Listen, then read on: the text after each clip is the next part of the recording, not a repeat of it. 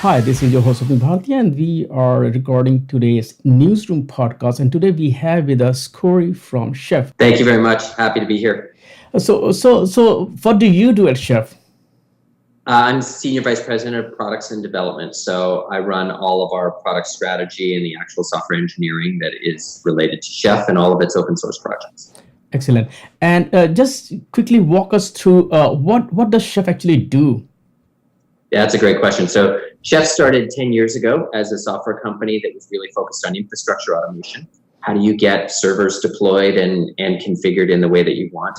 Over the years, we've expanded our product portfolio, and today we're really all about enterprise automation across the board for IT. So, our focus is really developing products and technologies that help IT organizations automate their operations and their deployment.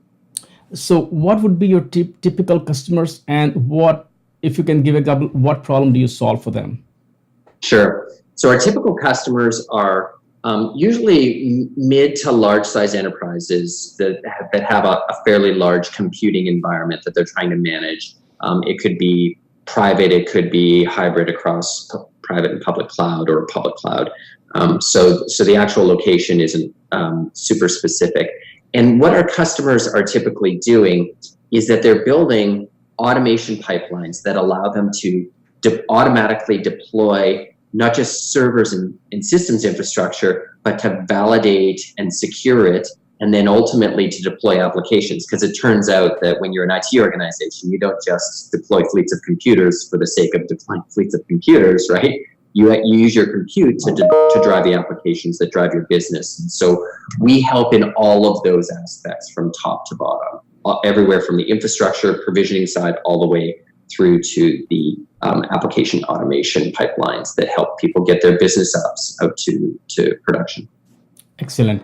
And now let's jump into today's announcement, which is going to be that you are releasing your code under open source license. Is that true? Yeah, that's correct. So today's announcement. First question before you. Yeah. How much your code was not open source?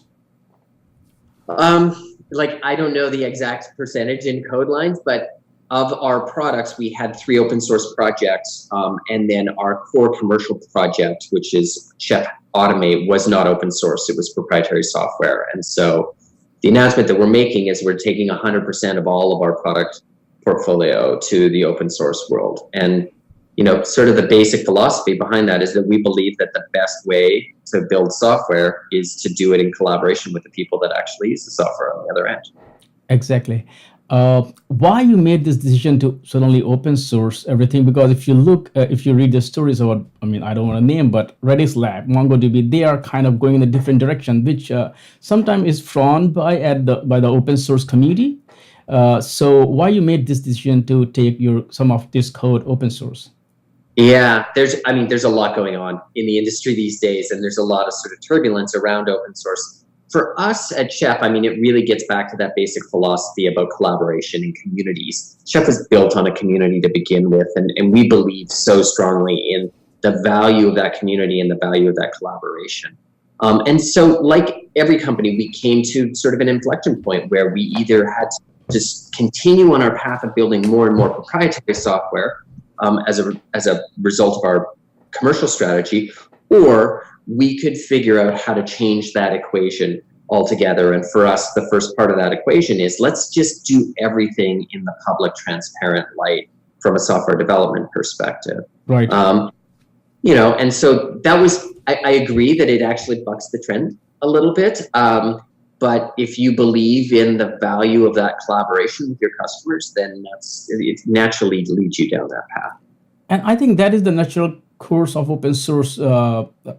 Open source is basically a development model, not a business model.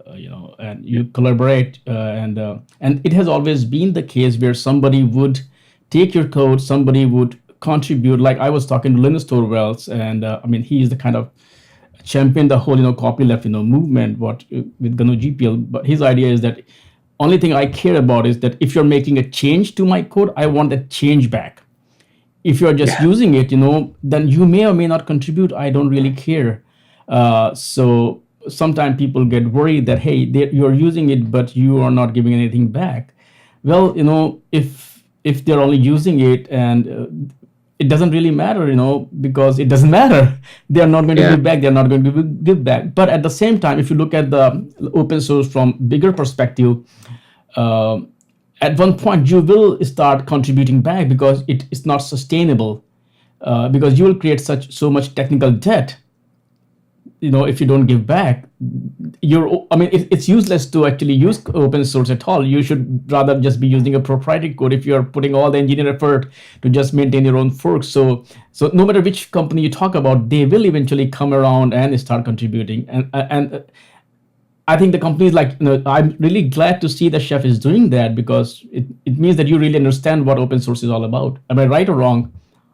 No, totally right. And look, there's lots of ways to contribute to an open source community, right? The first and foremost is to show up and be a part of the community, because part of what being an open source, the reason that open source communities are established to begin with is because there's a bunch of people that have a similar problem that want to work on it together. Exactly, yeah. Right?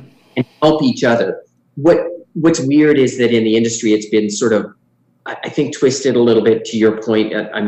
People describe open source as a business model. It is clearly an attractive model when you're a seed stage company, and what you're trying to do is get distribution of your software. You want to remove the impediments from people being able to access your software. But fundamentally, it's certainly not a business model, and the foundation of open source is about the community. And the community isn't that I got something for free. The community is that I came here to help others and to be helped by others that have a similar problem that they're trying to solve. And so for us, we just grabbed it. We sat and looked at the world and how things were going with open, and it just became obvious to us at Chef, because we have such a steeped history in our community, that was the anchor that should be the foundation of our business strategy going forward. Right. The word community itself answers everything. It's a community. And you're right, you can contribute. I call it a couple of C's, which is like you can contribute, just by communicating, that, okay, how you solve this problem. You can contribute by code. You can contribute by currency, which is, actually, sponsor a project. So there's so many different ways you can contribute, right. So there is no one set, that, hey, this is the only way you can contribute. And I think you hit the nail by saying that, it's a community, and a community itself explains everything. It's a community, and, you work together in whatever little bit contribution you can make to it. You don't have to everybody. Yeah. The sustainability of the community is really based on the humans that show up and the collaboration that they provide in that, whether they're contributing code or they're helping others learn about the product or whatever it is. Mm-hmm. The sustainability of a business related to open source is how you can then provide value, which encourage companies to support you with their dollars, right? Which is a different challenge altogether.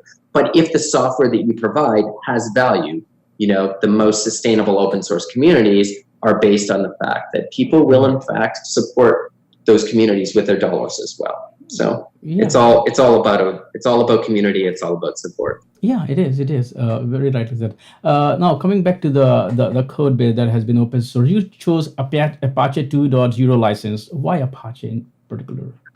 Look, we've been in Apache shop for quite a while now. I won't say forever, because there's certainly been different aspects of different projects over time that have had a different licensing structure to them. But we've consolidated on Apache 2 as sort of one of the most standard and permissible licenses in the industry. And what you see going on right now is there's a bunch of companies, I think, that are trying to redefine what the boundaries of open source licensing looks like, which is an interesting exercise in and of itself. But for us, we didn't think that was necessary. We believe that the Apache 2 license is the right foundation, and that our intellectual property should be intellectual property in the commons. Right. Ultimately.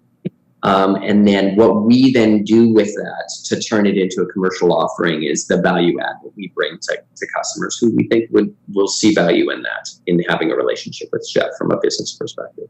Right. Either you do open source or just go proprietary. Don't try to add clauses and try to pretend that it's open source. Actually, it is not. I don't want to go to the FSF for definition, of But even if you go to OSI, there should be freedom to be able to use however I want to use. Of course, Yeah. trademark and those things are totally separate from, IP is totally different from copyright. So Yeah. I hope more people understand that. Yeah. Yeah. Look, it's an interesting labyrinth once you Yeah. wade into it, and I certainly wouldn't have imagined that I would have spent as much academic time thinking about the differences between trademarks and copyrights and Yeah. and open source case law as Mm-hmm. we have in the last little while. But really, it comes down to for us, and I think candidly, I think every business has the right to explore and Right. choose own path through that labyrinth. For us, it was fairly simple and fairly, what we needed to do was consolidate our efforts around a single strategy, because Mm-hmm. we had multiple open source projects over time and they were governed different ways. And so for us, it was simple. Like, we just needed to simplify it, consolidate it, make a clear statement about what is in fact free, which is the intellectual property that we have spent the last decade developing. And then what is the commercial offering on top of that, which is super simple. If you want a turnkey package solution that you can deploy as an enterprise, then come and see Chef. We're the best at making Chef. Yes, So. exactly. And since you were already commercializing, this, what is going to change in terms of the Chef enterprise automation stack? How is it different from what was there earlier?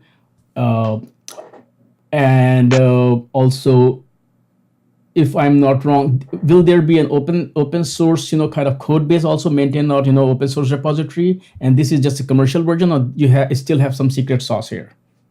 Yeah, there's no secret sauce really. So our 100% of our product portfolio, the actual projects, the source code underneath that is going to be open source, public repos in GitHub, Apache 2 license.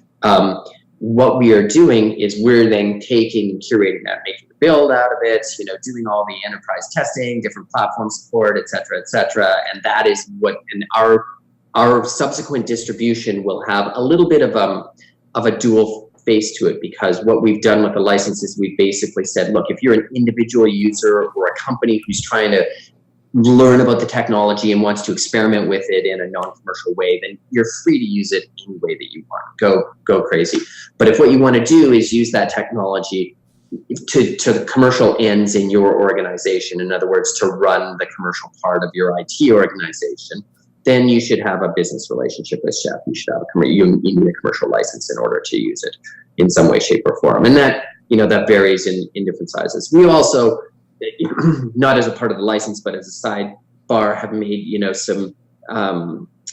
made some allowances. We believe that the people that contribute to the open source project should get some value back from that. So we're building a contributor program where they can have some commercial entitlement as a result of their contributions to the projects. And then also for good organizations. So, like, I won't say exclusively not-for-profit, but organizations that are like not-for-profits and doing for good work with the software. Of course, they should have the ability to use that, and they can come and apply for an entitlement from Chef on that front. So what's really changing with the enterprise automation stack is, if you heard us talk about Chef, InSpec, and Habitat last year, we would talk about them as three things independently. But what we've realized is that they make this incredibly symbiotic group of technologies that allow you to solve the challenges that you have all the way from the bottom of the enterprise stack. And this is what we're calling a stack, right? All the way from the bottom of the enterprise stack, which is, look, I need to get systems and compute out there, and I need to get it shaped in the way that I want. And then I need to validate the security and the compliance profile of that stuff. And then ultimately, when all of that is ready and I can create a whole farm of cattle of systems, then I need to start layering on the applications that actually make those systems valuable to the IT organization. And historically, we would have done that in a very sort of non-prescriptive way. But what we've learned over the last couple of years is that there's a pattern that works very easily. And so we're trying to package and bottle that lightning in the enterprise automation stack. Right. What would be the line, where you should build versus buy, Well, I mean, here's what's interesting is I think there's lots of different ways to solve enterprise automation, right? From scripting, bash scripting, or PowerShell scripting, depending on your platform, all the way up to using an engine like ours. I think the thing that you get with consistency in buying is that if an individual team is trying to solve an individual problem, that's probably pretty parsable by virtually any technology method. But if what you are trying to do is solve those kinds of enterprise automation challenges with some sort of symmetry, then you really need to look at a framework that helps you do that. And for us, the engines that we have built represent those frameworks that allow you to consistently collaborate on a code base, which we are referring to like the codified enterprise or the coded enterprise, which is the enterprise that takes all of their sort of primary processes and encodes them in an artifact that people can actually collaborate on. And so, the challenge is that the further you move up the stack and the more breadth of complexity that you have in your IT organization, the more you need standardization. And, we look at the Googles and the Facebooks and the Amazons of the world and sort of marvel at how they get the level of velocity that they do. Right. But part of their secret is standardization. Like if you go to Amazon, there's only one way to get applications to production, right? If you go and talk to the people at Google, Borg is the way that you get your software out. And so, if for enterprises that are trying to get to that level of velocity, sort of FANG level of velocity, it's really important to standardize on the framework and the tool set. Because if it's just ad hoc, all you're doing is you're encoding some more human process. Right. I will go back to the community part once again. You talked about building the community.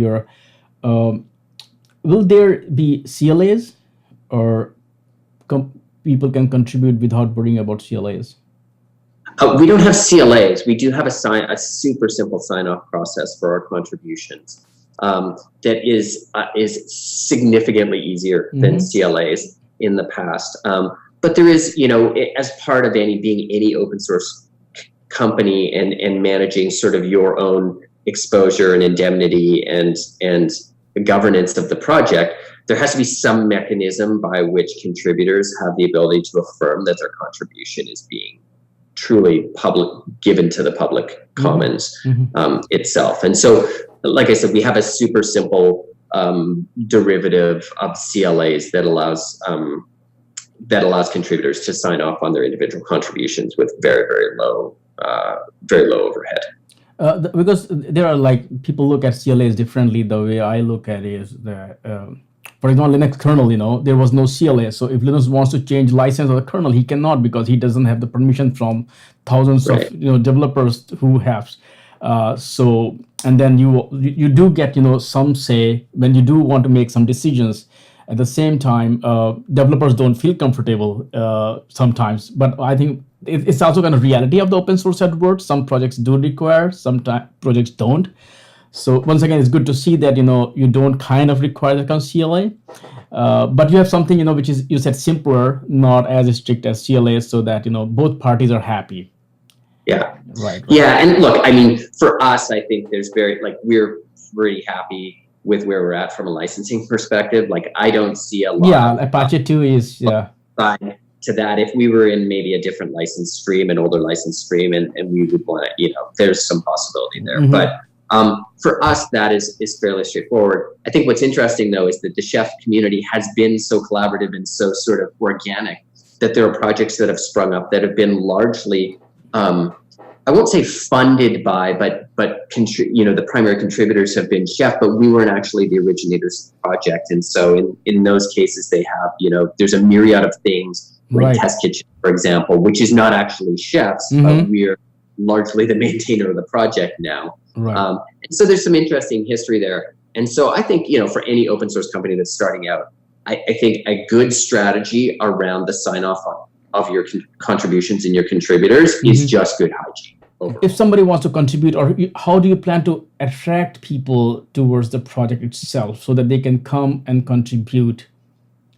Well, the first way to attract developers to any project is that they want to they want to contribute to projects that are easy to contribute to. So if you make it hard to contribute to, or it appears like you're not sort of minding the store, then I think that definitely deters developers. So I think the developer experience of actually being a contributor is probably the most powerful thing.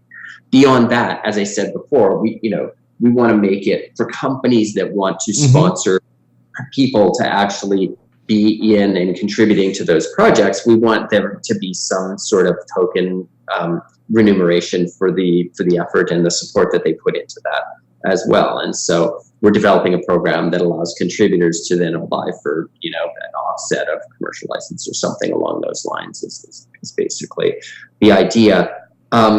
And then, the big thing is that not everybody's a software developer that ends up in the community. Some people show up in the community because they want help, because they want to learn about the projects, etc. And so being really good at communications, collaboration, communications, and information management, I think helps attract people to the project as well. And then, overall, I think that there's the overall aspect of relevancy, and I have very little concern that solving the challenges of enterprise automation in the future era it has a relevancy problem in today's world. I mean, it's all about automation if you want to get to the level of velocity. So when you look at the community, it's and especially as you said, a lot of new people there are a lot of things that play a role. First of all, the whole environment of the community, how welcoming it is.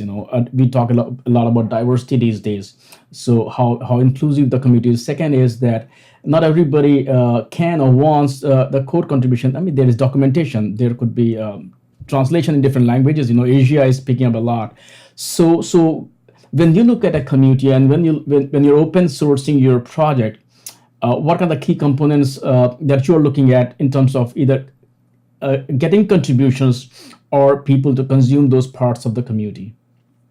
I think, first, it's really about transparency. And so for us, it's not just about do I make the repo public and do I allow people to submit PRs and issues against it, but do they understand what's going on with the overall scope of the project? And so that's why we're going further than just the GitHub aspect of open sourcing our stuff. We actually want to make transparent the entire software development process. What happens with, how are we triaging bugs and feature requests? Where's the roadmap going? What are our priorities as a commercial contributor, as the corporate contributor to the project? What are our priorities in terms of features and functionality? And that also helps the community itself figure out where they want to step in and contribute as well. So I think it's part of that overall experience of it's not just about open source software development, but it's about open source product development, which is a slightly larger aperture.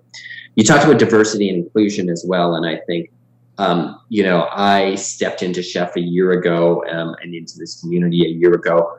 I think the people that came before me in creating the Chef community did an absolutely fantastic job of establishing diversity and inclusion as a foundational part of the way that Chef operates in the community.